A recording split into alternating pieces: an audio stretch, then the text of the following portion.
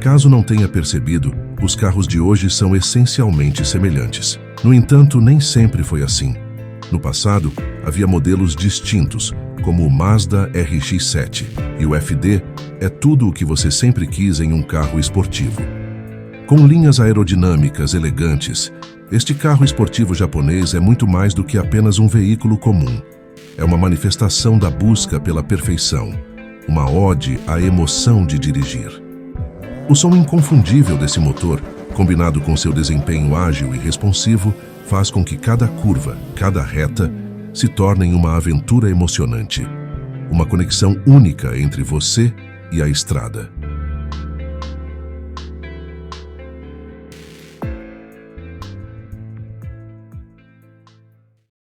Até a chegada da recente onda de veículos elétricos, não havia uma única alternativa comercialmente viável ao motor de pistão, exceto pelo motor rotativo. O conceito do motor rotativo foi concebido e patenteado por um alemão chamado Felix Winkel em 1929. Sua ideia era utilizar um conjunto rotativo em vez de pistões de vai-vém para admitir, comprimir e, em seguida, queimar combustível, transformando explosões diretamente em movimento rotativo. Os benefícios potenciais eram significativos, embora o motor fosse de menor porte. Um motor Wankel utiliza apenas 1/3 das peças móveis de um motor de pistão convencional. Wankel, na realidade, não tornou o motor comercialmente viável. Ele ganhou milhões licenciando a ideia para empresas que, posteriormente, tinham o desafio de colocá-la em prática. O DeLorean, o AMC Pacer e o Corvette de motor central original foram projetados em torno do motor Wankel, mas ninguém conseguiu fazê-lo funcionar de forma eficaz, exceto brevemente a NSU e uma pequena empresa japonesa que preferia abordagens distintas, a Matsuura ou Mazda. O Cosmo foi o segundo carro de produção a adotar o motor rotativo, mas foi o primeiro a utilizar uma vedação de ápice de carbono, o que fez o conceito de Wankel funcionar sem emitir fumaça. Além disso, o Cosmo foi o pioneiro ao empregar 2 rotores que compensavam os pequenos desequilíbrios uns dos outros. O motor rotativo de 1 litro do Cosmo era incrivelmente suave e potente, gerando mais de 110 cavalos de potência, e conseguia atingir 7.000 rotações por minuto. Tudo isso em 1967. O Cosmo se destacava por ser leve e ágil, e ao contrário de outros modelos da Mazda, que ofereciam um motor rotativo como opção, o Cosmo era o único Mazda disponível exclusivamente com um motor rotativo, até a chegada de seu sucessor espiritual, o RX-7. O lançamento da primeira geração do RX-7 em 1979 foi um grande sucesso, representando um sopro de esperança em meio à pressão sobre os motores a pistão para reduzir as emissões. Comparado a esses motores, o motor rotativo do RX-7 era uma alternativa limpa, eficiente e veloz. O RX-7 era tão ágil quanto muitos dos robustos carros americanos equipados com motores V8 da época, e mais leve do que os modelos europeus, como o Porsche 924. A Mazda ficou obcecada pela Porsche, e seu objetivo declarado para a segunda geração do RX-7 era se assemelhar a um veículo da montadora alemã. No entanto, os resultados...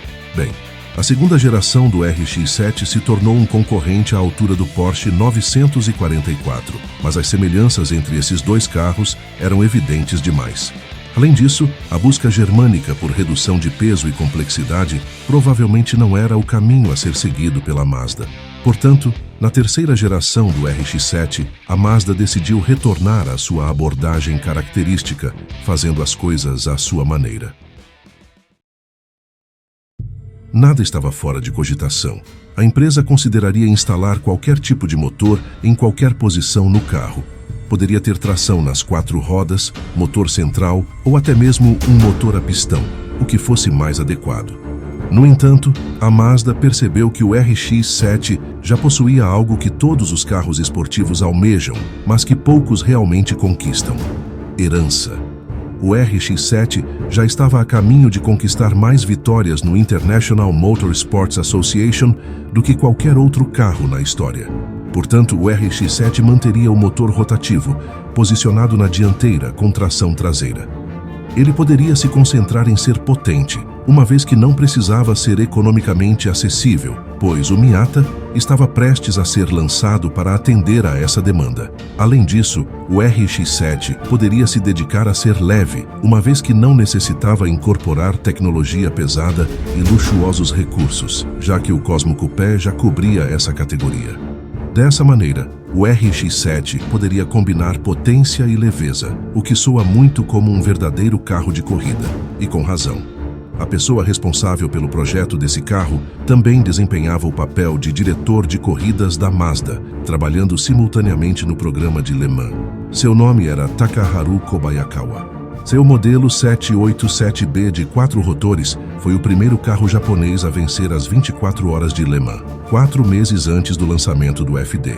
O motor do 787B apresentou tão pouco desgaste após a corrida de 24 horas que poderia ter feito uma simples troca de óleo e voltado para vencer outra corrida de 24 horas.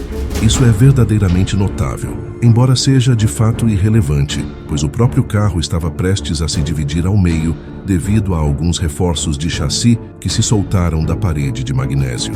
Isso acabou não sendo um problema, já que tudo se manteve intacto o tempo suficiente. Mas essa estratégia de redução de peso foi aplicada da mesma forma à concepção do RX-7.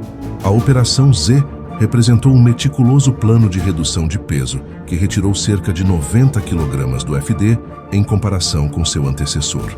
No entanto, a equipe acabou indo um pouco além, e no último instante a Mazda percebeu que era necessário reforçar as soleiras laterais, pois estavam se flexionando tanto que a suspensão traseira não conseguia cumprir devidamente sua função.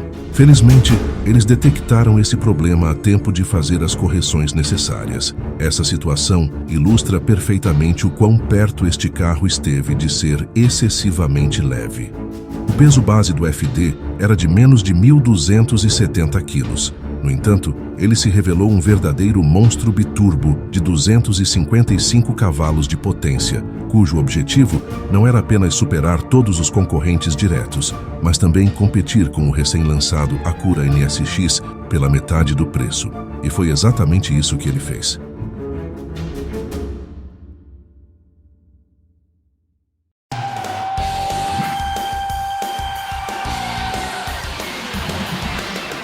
O RX-7 Turbo FD recebeu o prêmio de design do ano da revista Automobile, conquistou o título de importado do ano da Motor Trend e apareceu na lista dos 10 melhores da Car and Driver todos os anos. Além disso, foi o vencedor do prêmio de melhor carro de manuseio da América pela Road & Track e quebrou o recorde do maior nível de aderência já registrado em um carro de estrada.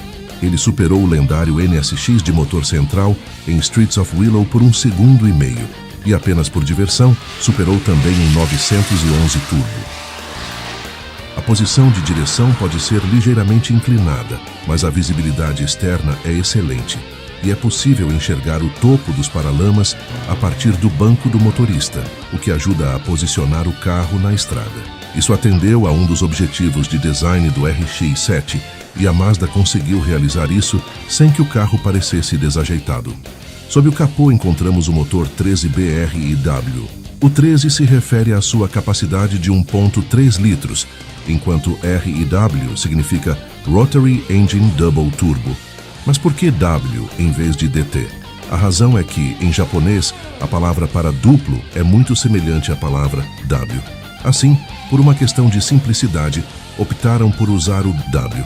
Apesar de sua capacidade de apenas 1,3 litros, o motor é surpreendentemente compacto. No entanto, não podemos fazer uma comparação direta com a capacidade de um motor a pistão. O que podemos avaliar é o seu tamanho. O próprio motor é menor do que um gerador de 3 cavalos de potência. Mesmo assim, graças a 2 turbos idênticos da Hitachi, produzia 255 cavalos de potência. Esses turbos eram idênticos, mas funcionavam sequencialmente em rotações baixas e cargas leves. A todo o momento, os gases de escape eram direcionados para apenas um turbo, uma vez que esse pequeno motor não era capaz de movimentar ar o suficiente para acionar ambos rapidamente. Em torno das 4.000 rotações por minuto, um intrincado conjunto de cerca de 67 mangueiras de vácuo ativava determinadas válvulas para coordenar uma transição perfeitamente sincronizada. Isso pré-acionava o segundo turbo, resultando em uma transição suave da operação com apenas um para a operação com 2 turbos. O FD não economizava em termos de suspensão. Contava com duplos braços triangulares na dianteira e traseira, além de herdar a notável estrutura de chassi do Miata. Essa estrutura unificava o motor, a transmissão e o diferencial em uma única estrutura rígida, eliminando qualquer perda de tração. Enquanto os concorrentes se encaixavam na categoria de GT mais pesados, o RX-7 destacava-se como um verdadeiro carro esportivo. Apesar de ser incrivelmente veloz, este carro não se limita apenas a números no papel. É uma experiência magnífica ao volante, com uma embreagem que se destaca por sua perfeita precisão ao engatar. É assim que todas as embreagens deveriam funcionar. Quanto à alavanca de câmbio, bem, esta é a mesma empresa que fabrica o Mazda Miata. Precisa dizer mais? No entanto, ao dirigir este carro, você jamais imagina que ele tenha alguma relação com o Miata, pois são como opostos. Enquanto o Miata inclina nas curvas e você sente todo o peso, o RX-7 é o oposto, com uma sensação de leveza, uma verdadeira extensão de si mesmo. Ele era quase 1000 quilos mais leve do que os concorrentes excessivamente complexos, tais como o Mitsubishi 3000 GT VR4, o Nissan 300ZX, ou até mesmo o Toyota Supra de 4ª geração. E isso nem sempre foi algo positivo. Os outros carros perderam sua identidade devido à complexidade excessiva e ao peso, enquanto o FD representou o oposto. O Mazda RX-7 é um ícone na história dos carros esportivos japoneses, conhecido por sua engenharia inovadora e seu apelo estético duradouro, e para muitos, continua sendo um dos carros esportivos mais emblemáticos e desejados já produzidos.